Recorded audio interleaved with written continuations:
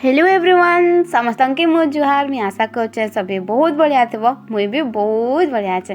तो आज जेनता कि समस्त के जना अच्छे आज माणबसा प्रथम गुरुवार पहल गुरुवार तो चलो आज ब्लॉगटा आम स्टार्ट करनु। तो ब्लॉगटा स्टार्ट होचे बुधवार दिन संध्या बेलू कह संध्या बेला माँ सब आड़े घसा लिपा कर सारी करी ना झाड़ू करूला आ मुई भी संध्या बेले न फुल फुला सब रेडी करदेली खोजी खोजा करी सकालू नहीं हुए ना अंधारू जदि उठ पहले आ इने हमर धान रो झाड़ू बने दौले जिते बेले धान रो झाड़ू बनूचे आपण मैंने जदि नुआ देखुन तो चैनल के सब्सक्राइब करदे आउ जदि पुराना आत तो लाइक करी जी ठीक अच्छे। तो इने धान रो झाड़ू तो ऑलमोस्ट बनी सरी जाता न आ देखबार लगे भी बहुत बढ़िया लगता। तो बुधवार दिन राति न सबू हमें झुटी माने बड़ी पकासु कह आउ सकाले पूजा करसु केते बढ़िया। तो सकाले माँ ऑलमोस्ट पूजा करी सब सारी देथिला न लक्ष्मी मातांकर।